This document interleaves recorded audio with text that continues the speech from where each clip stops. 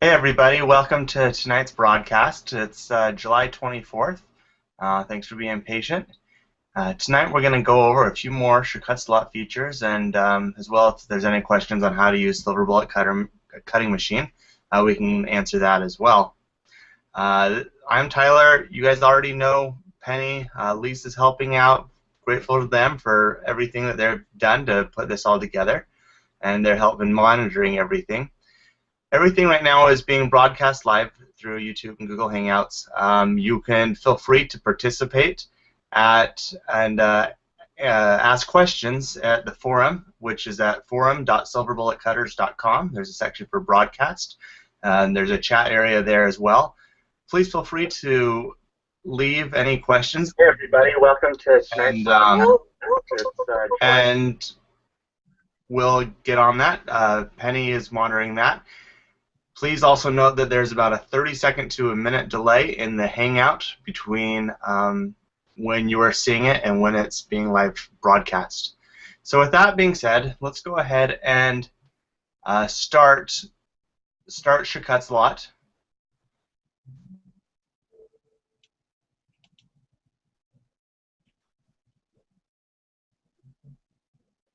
Okay, I'm running version 3.052. I believe a new version came out recently, 3.053. So you can go ahead and upgrade to that as well. I'm gonna now on the forum where we posted, some of the area to ask questions. We kind of came up with a little agenda for tonight. Somebody had asked a little bit about text features. Now, if you recall, last week we went over some of the features that involved shapes and manipulating nodes. And tonight we're going to go over the text features. Okay? So we have our main tool right here, which is our selection tool, as well as some of the other tools, such as the shape tool, which we use to edit the nodes, the text tool, or the type tool, and the draw tool. We covered the draw tool last week on the webinar, and we covered the shape tool, all for editing nodes. Let's go over the type tool. I think that one of the most amazing things about these cutting machines and the program is the ability to handle type and text. That is something that you're always needing, whether on banners or to engrave on some metal or to etch onto the glass or make your templates or whatever it is. People are always needing text. And so it's important to understand how to use text. Now, if you'll recall, there are several different layers within Shortcut Slot, or different windows, excuse me. We have our library window, our layers window, and the properties window. Okay? Now, last week we talked about our tools and how, depending on the tool that is selected and whether or not a shape is selected, our properties window will also change. So if I go ahead and put a symbol onto our mat, you'll notice as I select the symbol, our properties window changes. And it gives us a few more options. Okay? It gives us position size, indicating where this shape is on our mat, its width, its height, whether or not we want our rotation handles to rotate or skew our shape, or to keep proportions when adjusting its width or its height. It also gives us the option for appearance. Let me go ahead and make this just a little longer. Okay. It gives us options for the appearance of that shape, whether we want to mirror it, flip it, and the colors that we see visually on the screen or that are printed out. Okay. Now, it's just important to note that this screen does change, because this is where a lot of your options and your tools for manipulating a shape can hide. This is especially true when it comes to text. Let's go ahead and delete our main shape. And let's select the type tool.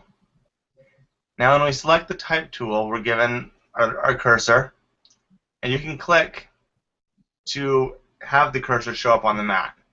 One of the things I love about shortcuts a lot is that you can type directly on the mat. So we can come in here and say, you can just type, and it automatically appears. Okay. We can, from there, we can select this as if it was actually text and manipulate it. We can change the font to whatever we want.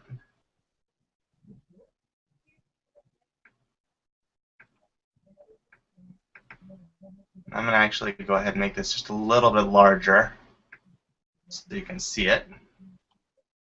Let's give it some color.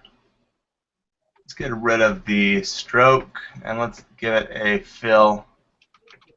There we go. Okay. So we can go ahead and change the font of the text. So even though we've been through here, we've altered it, we've changed the size of it, we can actually select our type tool, select our text, and edit it. Say, I didn't want to, or I wanted to say Sumter. And you can go through and edit it without having to enter something, which is something I love in this program. And that's a really important thing to note is the ability to edit your text files. Okay. Now, right now, we have some text selected, whereas previously we have always had a single shape selected. Now, watch what happens to the Properties window when I switch from having a single shape selected to having text selected. You'll notice we actually get an additional area in the Properties window.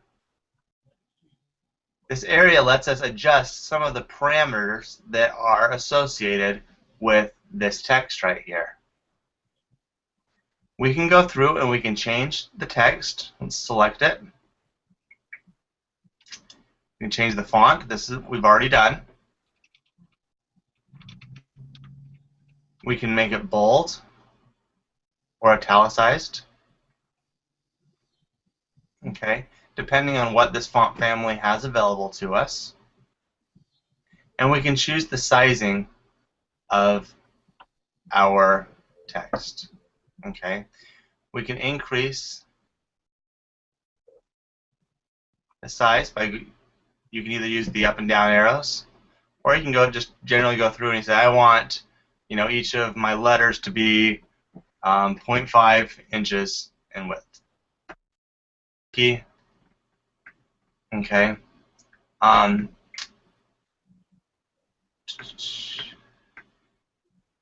And you can also go with this selected. We can adjust some of the tracking or the vertical offset. Okay. Width obviously is going to change the width of the letters. Okay, you can see I'm just kind of playing around with this until you kind of get the right look. Okay. Tracking is going to configure how far apart the letters are spaced. Okay, so by adjusting both the width and the tracking, you can get some of your letters to connect.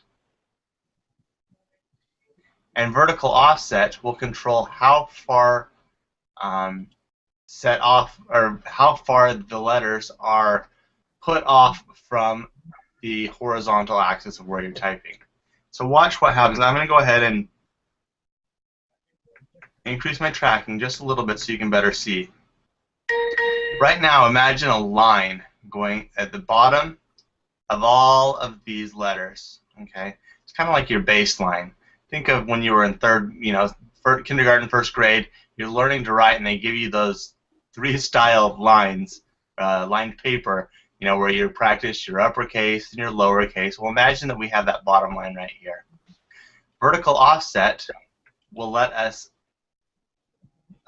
deviate from basing our letters off of that base line, if that makes sense. So right now, the vertical offset is set to 0.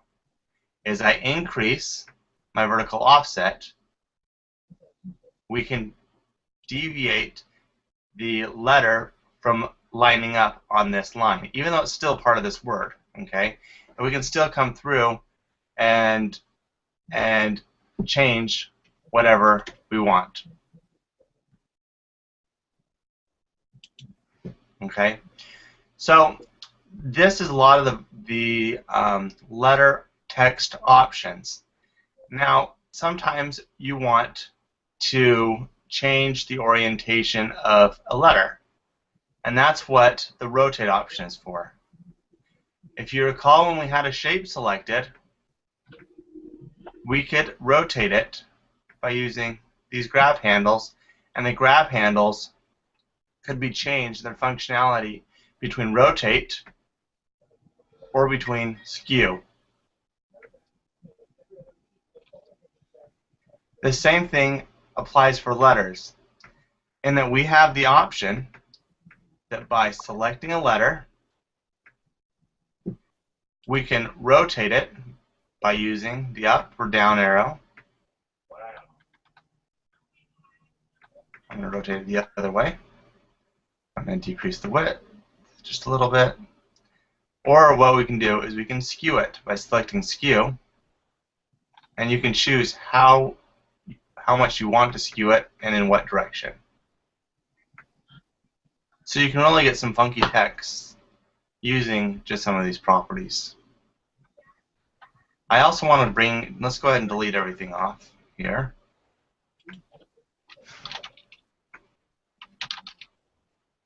The other thing that I wanted to point out is you see this small little black triangle to the bottom right of our text tool? That actually indicates that there are other tools kind of buried underneath this tool. By clicking and holding, you can see we get a couple of other tools. We have the standard type tool, which is what everybody's used to. We also have the vertical type tool, okay, and the type on path. Let's talk about the vertical type tool for a second. The vertical type tool is the same as the horizontal or the standard type tool, except it types on a vertical axis, basically up and down, rather than left to right. So watch what happens here. You see how when I click, our cursor automatically comes in here and is blinking, okay? Because my size is set to 0.5 inches, the cursor is set to being 0.5 inches wide, or too tall. So I can come right here and I can say wave. And it orients our text horizontally. Now, if you're wanting the letters to be rotated each 90 degrees, then really the easiest way to do it is use your standard type tool. Type in beach. Let's try beach. Make this a bit bigger. And then just rotating it as you would any other shape. Now what's cool is we've been editing it, we've been changing it. We can still go in here and add on to our text. Or in here, we can still go back and change our font. Okay. Now, obviously, you're going to need to be very selective of which fonts you use. Some fonts are going to work better in one orientation than others will in a different orientation.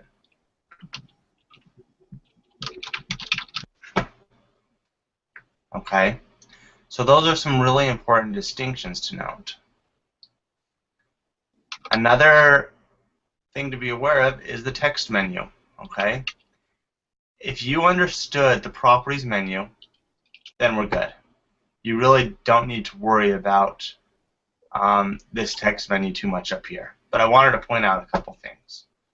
One of them is the font area. This is the same menu as what we were getting over in the properties window under appearance. But here we can see a little bit more. It's just a little bit longer of a menu you can see. Okay, but it's the same information. The size dictates the size of your cursor. Okay. and it's generally set to, if I remember right, it's set to whatever the default measurement is inside of Inkscape, whether that's centimeters or inches. Okay, I use inches, and so by setting it to 10, it automatically sets my cursor size to be 10 inches. So if I select text tool, you can see my cursor right now is huge. Can fit on the screen. So you can go through here and quickly set a default thing rather than having to go and just get into the properties window. All right. Now, what makes these letters still manipulatable? Is that a word? I hope it is. Let me just check.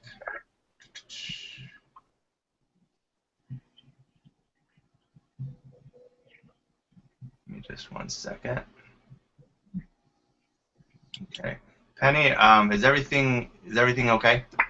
Yeah, it sounds good. There are times when you cut out for a couple seconds and then it comes back in, but so far it sounds really good. Okay, just want to make sure. Yeah. And last week it was a little bit tricky because I think I tend to speak too quickly. So you're doing it's a lot smoother this time. Okay. Good to know. Thanks, Penny. I'm keeping things muted right now. So if you need to get a hold of me, call my phone or something. Okay, I gotcha. So, anyways, back to some of the text features. We were talking a little bit about the text menu. Now, you'll notice there is an option for convert text to outlines. Right now, Shortcuts keeps identifying this as being a text shape. Okay, I'll go ahead and flip it back horizontal so we can see it better. Get rid of this. Okay, and so because it still is identifying it, it lets us change the font, or it lets us go through and words. Okay.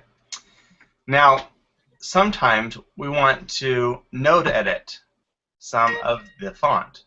Okay. So how do we do that? If I select the shape tool, even though this is selected, I can't select any nodes for this in order to be able to edit the shape. So what do? You need to first convert this shape to an outline. Okay. It's a fancy way of saying change this from being editable text to being just a regular shape. Now when we do this, we're going to lose all of the text properties down here because it's going to view it as a normal shape. It will view, in Shortcuts size, it will view the B as the same as if it were a heart with a couple circles in it. I mean, I guess you can kind of rotate it. I won't try and do my frog thing from last week. I think that scared enough people. But you can kind of see how here's our heart, and if we just added a couple other circles, it would technically be the letter B. Okay, and Shortcuts is recognize things by being text or being a shape. So how do we convert this to outlines so we can edit it? All you do is select the text, go up to the text drop-down menu, and select convert text to outlines. Okay. And when we select it, you may think, oh, nothing changed. But now, when we select it with our shape tool, oops, I have everything grouped. I'll ungroup this.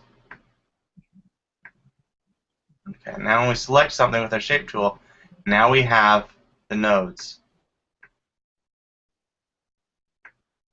that we can edit. We can take here, say we didn't like that part on the C. We can take the A, say we only liked the serif on the left part. Oops. So you can really go through and customize some of your text to however you want it to be. Okay. It's not. I mean, it's not. It's nothing. It's not super complicated, but it lets you make your tweaks and your changes as you need it to be, and that's really useful. Okay. Now, that is some of the main stuff dealing with text. There's one other thing that I would like to draw your attention to, which is the Type on a Path tool. Okay. This basically will let you type your text and have it follow the curvature of a shape. What do I mean by this? Let me zoom out. There we go. Okay. I'm just going to select everything. Okay. Let's say we wanted our text to follow the arc of this curve. What we can do is we can select the Type on Path tool and hover on top and click on our image. Let's see. Now you can see our cursor is blinking, and that means it's starting right here, which Shortcuts believes is the starting point of the shape as it goes around. So I can just type in this sentence,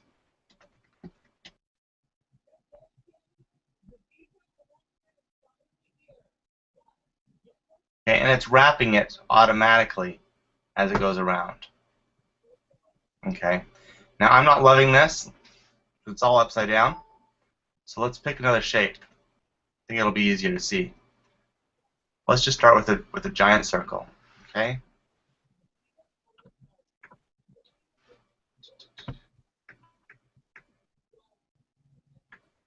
So here's our text. Or excuse me, our shape. I'm just going to go ahead, choose the Type on Path tool, and select the shape. And you can see our cursor is blinking right here. And I can use, I'll use the phrase, it's really hot right here, and my whole family's been going out and playing, and I haven't been with them, so I'm really jealous. I guess I have the beaches and everything on my mind. Anyways, so type the text "summer fun," and we can select this and change it as any of the other things. We can change its color. Let's change it to something a little more exciting. Okay. And we can go ahead and change its font. And let's make it even a little bit larger as well. Okay. So now we have our summer fun shape. Now, let's look at what's going to cut if we send this to our cutting machine. We click on Preview. You'll notice our circle is no longer visible. Okay. Shortcuts now recognizes that this text is just associated with the circle for the sole reason of giving this shape of the text, this wraparound. And it said, okay, I understand that, so I'm not even going to send this circle to the cutting machine. So that's a really important thing to note. Okay. That this circle is actually not going to cut. And you can verify that by going up to the preview area.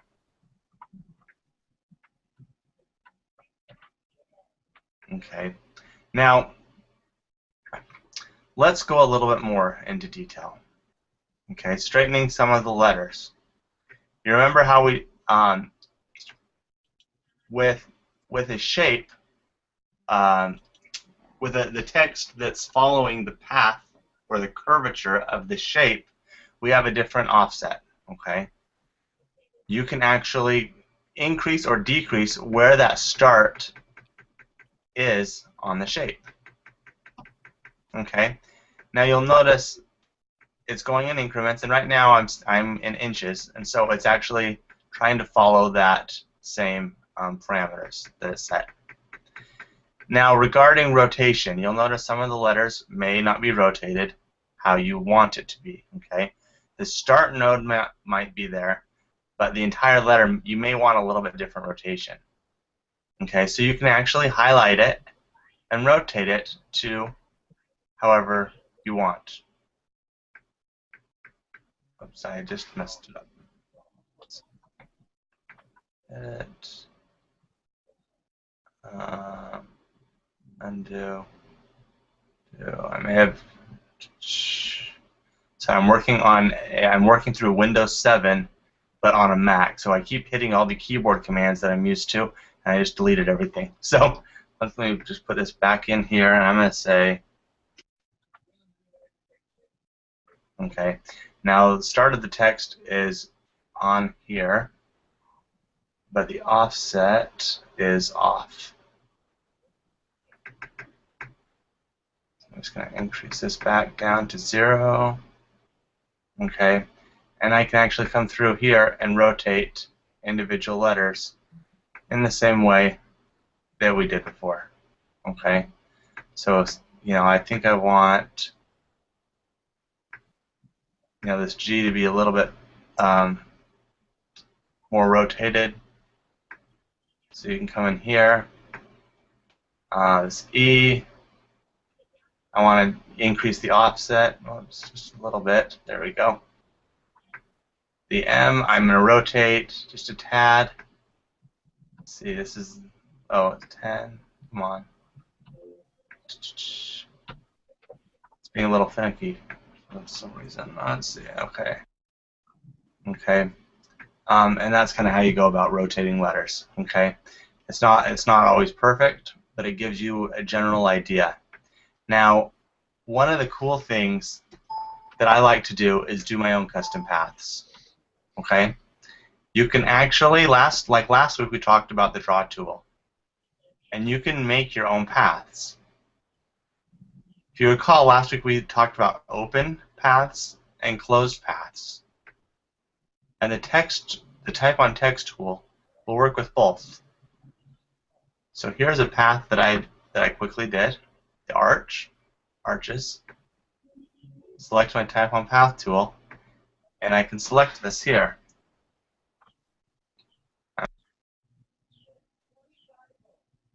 Stand. Okay, going along with their theme. And it wrapped our letters to our path.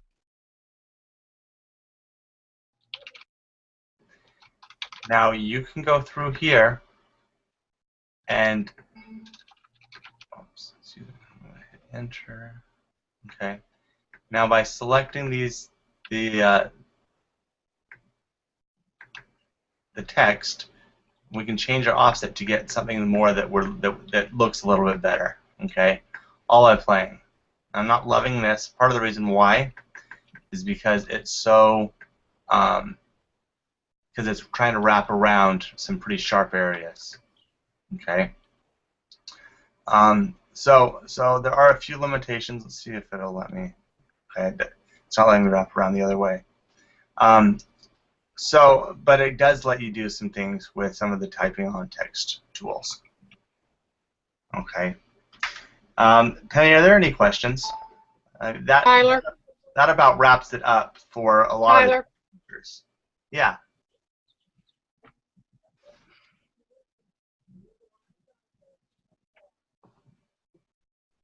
Did you say there were any, Penny? Hey, Tyler. Can you hear me? Yeah. Okay.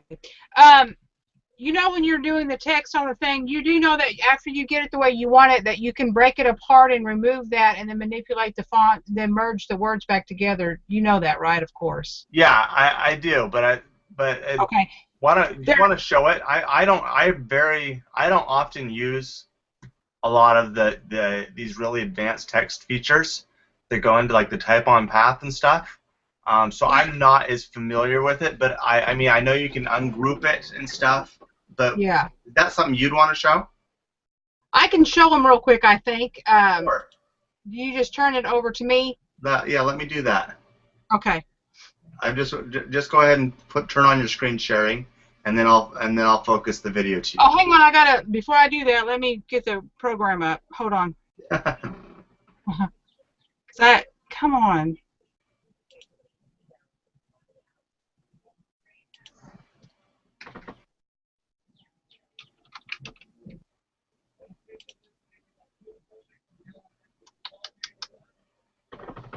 Okay. Now, which screen do I want to show? There we go. That's the one I want. Okay, I'm ready whenever. That's not my. Oh, you haven't given it to me yet. Hold on. I gotta. Yep. How do I switch? How do I switch over to which screen I want you to see? Click on screen share. Screen. In the Google area. Okay, I got you. Make sure you're sharing it. All right. Okay, because right now you're just there we go. Okay, they can hear me now, right? Yep, just 1 second, and let me make sure. Okay, you're good. Hey everybody, it's Penny. I'm only going to be here for a few minutes, but I just wanted to share a couple of other things that Tyler was sharing on the text on Path. And I'm sure some of you may already know this, but I'm going to put a shape on the desktop, and I'm going to just type some text real quick.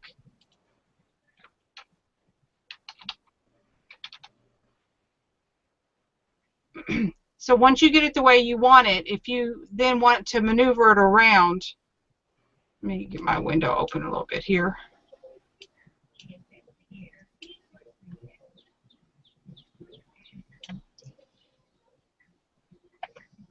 And then you can resize it, of course, obviously, like Tyler was sharing.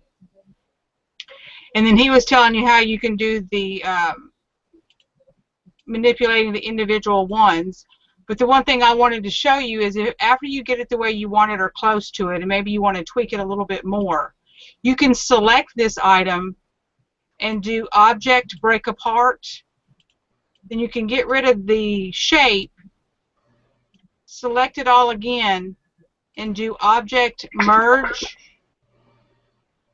And then you can do, hold on. You can do Object Break Apart again, and then you can manipulate each one of these letters this way also. If using the Properties palette doesn't give you the look that you're wanting, you can also do it individually and then manipulate it to get it exactly the way you want it to be. And then once you're done, you can select it, do Object Merge again, and it will stay that way. And then you don't have to have this shape. You can just delete it if you're not wanting to use it. Does that make sense, Tyler? Yeah, great. Okay, you can take it back now.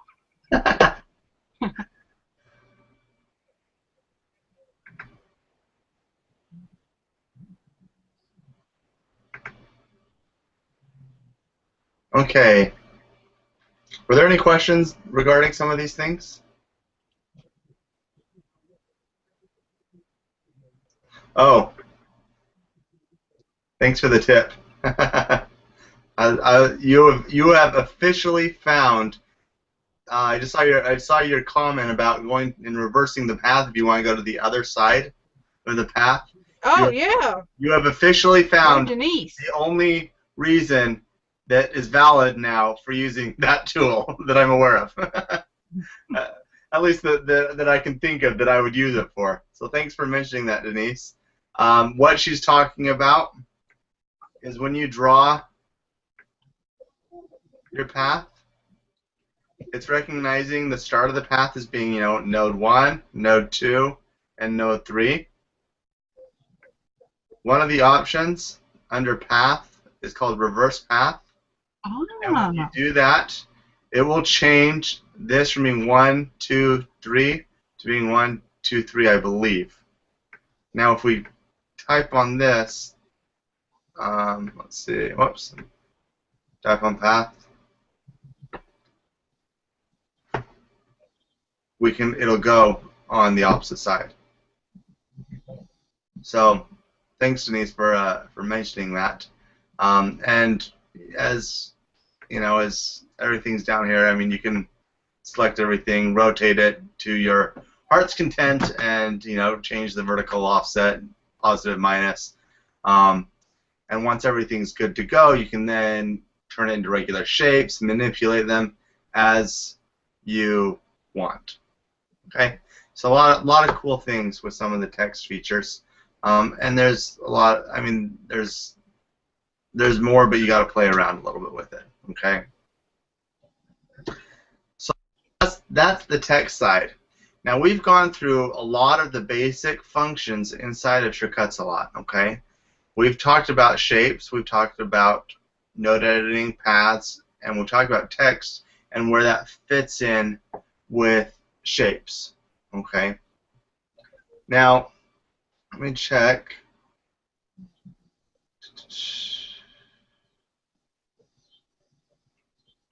Now, somebody asked, I guess it's about, we got a few minutes left, but somebody asked how to install, how to directly send an image from inside Inkscape to inside of Shirkuts-a-Lot. Okay, and I thought I'd quickly cover that for our remaining time tonight, and then next week we're going to cover a little bit more about how to use weeding lines, maybe how to cut larger images, and then depending on time we'll go into some of the print and cut options inside of Shirkuts-a-Lot. Okay, so that's kind of the plan for right now of where we are, where we're going. So let's talk about plugins. Okay, Shirkuts-a-Lot it's cool because it has, I mean, as you've seen us doing this, you've noticed maybe not all of the features that you wish were available are available inside of Shirkuts-a-Lot. Maybe you wish that you could, tweak some of the way that the type-on text tool works.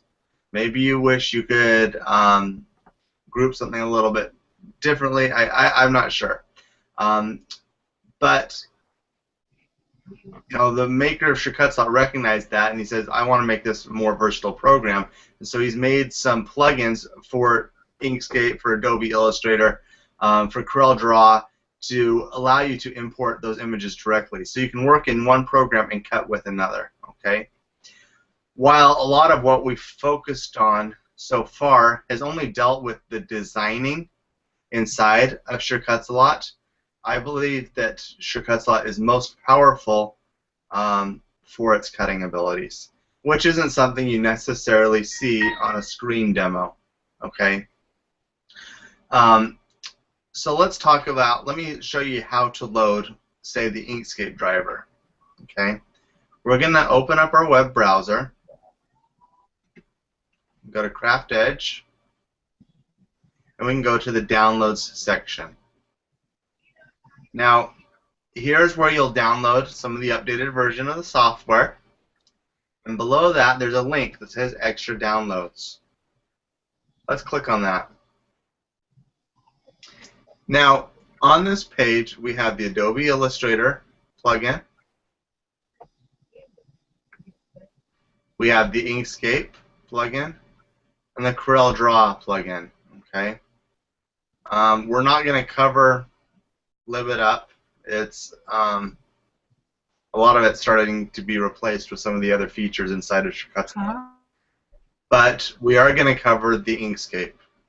Okay. Now, the makers of Shirkuts-a-Lot put out 3 different programs. They're pretty similar, but they're different in that if you don't have the right one, it won't work for you. Okay? They make eCal, which is Shirkuts-a-Lot for the eCraft. They make Shirkuts-a-Lot 3, which is the standard, is what comes with a lot of cutters. And they make Shirkuts-a-Lot 3 Pro version. And what that allows you to do are a couple of extra features, such as cut by color, weeding lines, as well as cutting longer than, I believe it's 5 feet. Okay. For most things that in our forum that we're presented with, people are are fine. They're not making cuts that are longer than 5 feet. Okay, but the option's there if you need it. But usually it's not needed. So, anyways, I'm blabbing on, but basically, come to this page, figure out which program you have, whether it's SureCut Slot 3 or SureCut Slot 3 Pro, and then match it to your operating system. I'm on a Windows right now, so I'm just going to click on Download. Okay. Now, once it's downloaded, we can go ahead and install it. And remember, our program, Inkscape, right now is closed. Okay, and we're done. Now, if I go and open up Inkscape, I'm going to close that. Let's see.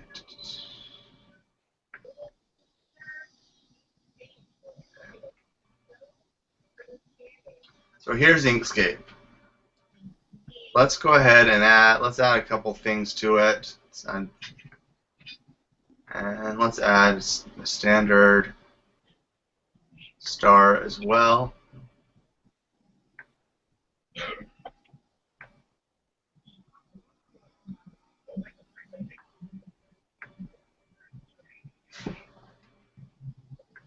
Okay.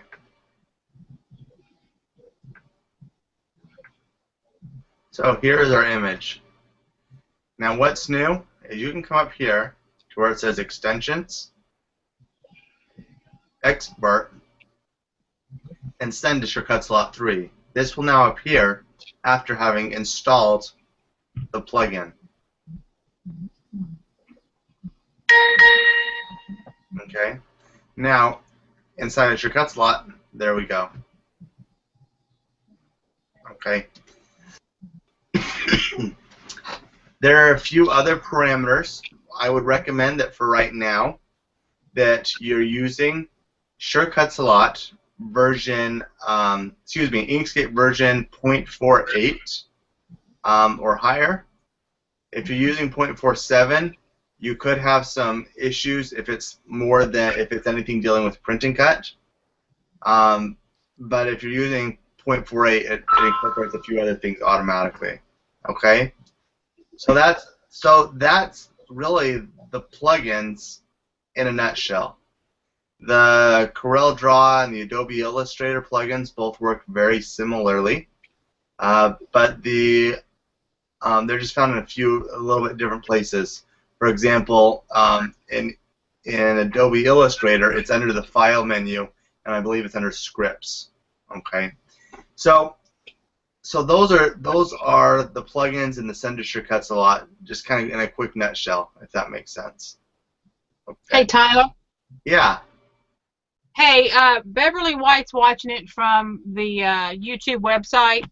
Great. And she says that the plugin for Adobe Illustrator does not work on version C6. Okay. You might just want to let people know that it works. You know, she's got the Inkscape one working fine, but for some reason, I guess in the latest version of Adobe or whatever that version is, it's not working. That's interesting. Or maybe she doesn't know. I'm using Adobe Illustrator CS6. If that's what she's talking about, and I believe it's been working fine for me in the past. So I'm not sure if it's something else on her system, but and it could also be something dealing with, you know, if you need to make sure you have the right program installed, or else it may not find it, or make sure that it's, you know, installed in maybe like the default location. I'm kind of just spewing off some ideas, but I haven't had a problem. Let me see if I can pull it up on my other computer. I'm not sure if I have Scal installed on this one. Let me see if it'll scripts send to Scal 3.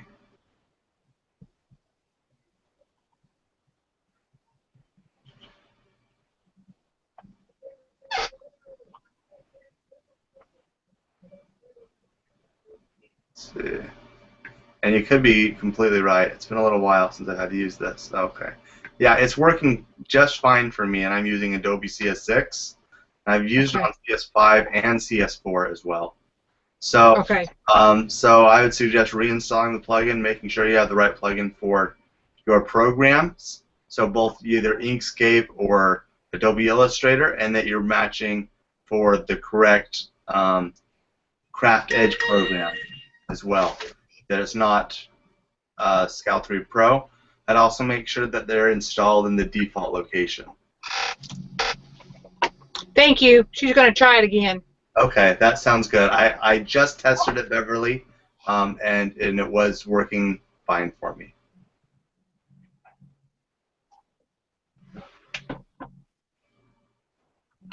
Okay. Are there any questions? I don't know. That's the only one that the person I was that texted me had. Okay. Well, Tyler, there is one other thing. Yeah. Are you familiar enough with the difference between merge and union? Yes. Okay. Because somebody was asking that when I was doing the merge a while ago, and they don't understand it. Okay. No problem. I'm going to close out of Inkscape.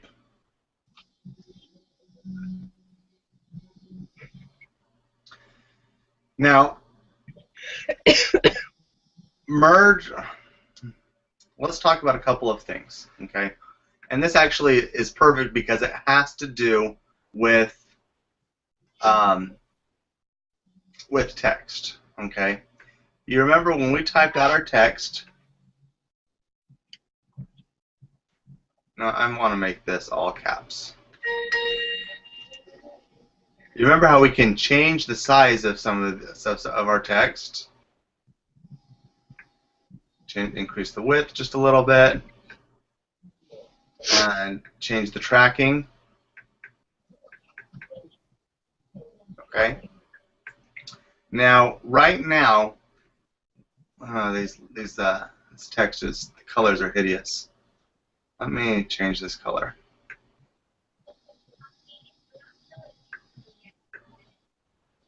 Okay.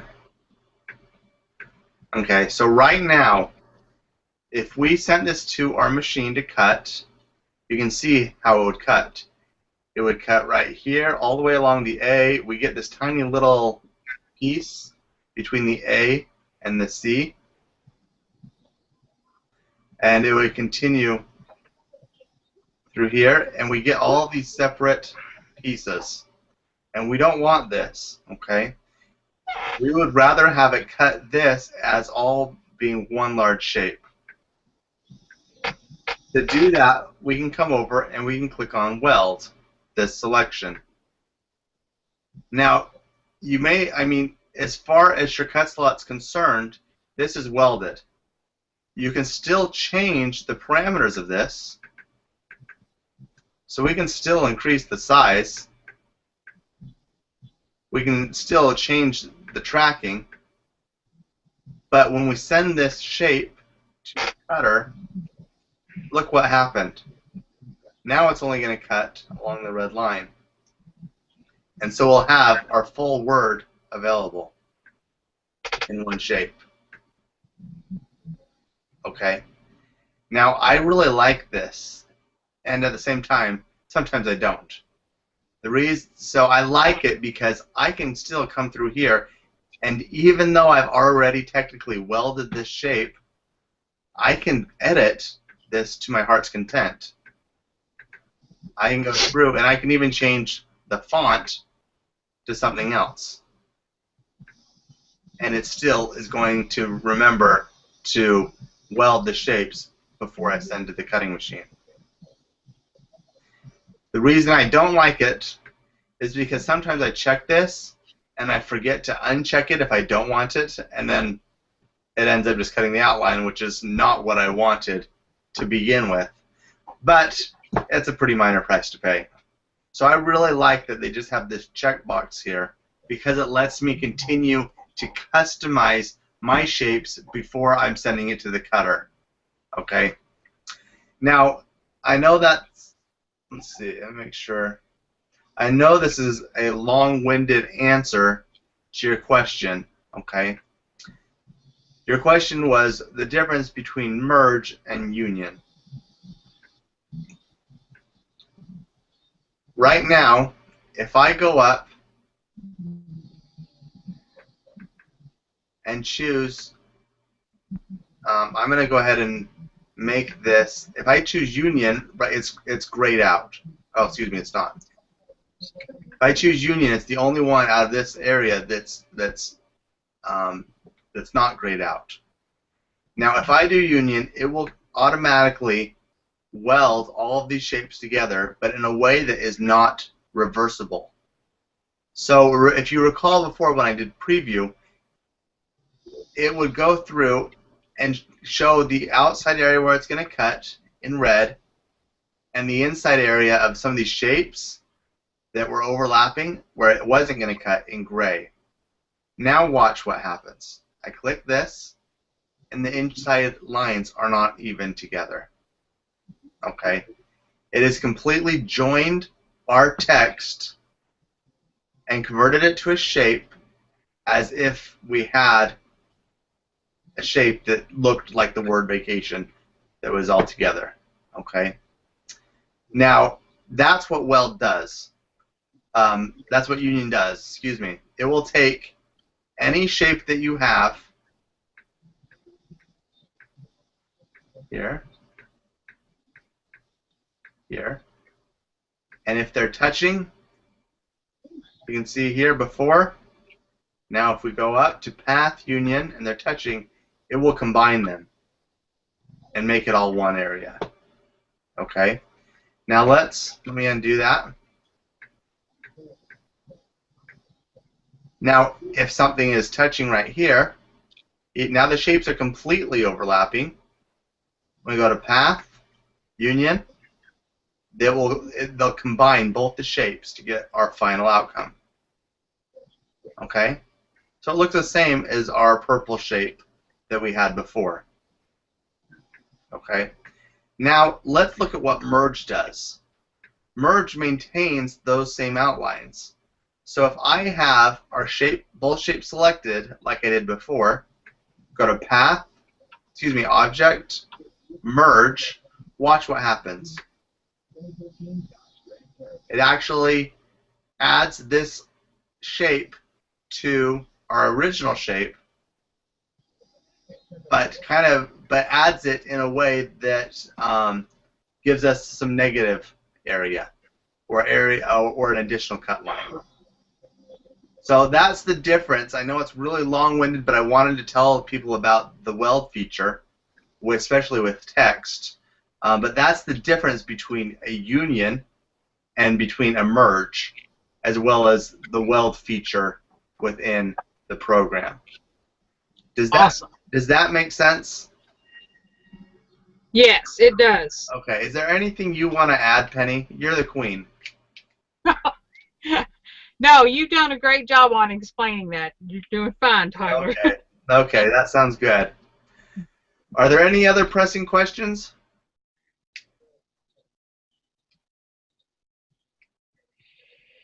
Keep breaking up. We'll give everybody about 30 seconds or so. Okay. Let me type in here and ask if there's any questions. Okay.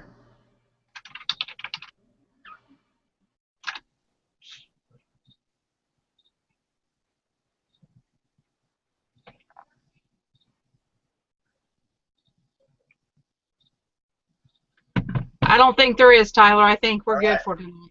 All right, that sounds good. Well, please feel free to post any of your questions inside of the forum or on the Google Plus page, and Penny's doing a great job managing that, and we're happy to address them. Thank you all for coming. Thanks again, Lisa and Penny, for managing everything, setting everything up, keeping things running smoothly. I really appreciate it. It makes my job a lot easier. And next week we'll go through a little bit more on maybe some of the curtain cut features. Next 2 weeks, right? Not next week. Not next week. Yeah, I need to find a date. We'll post the next date when we can all get together again, but it'll be within the next 2 or 3 weeks. So, all right, thank you everybody. Have a great night.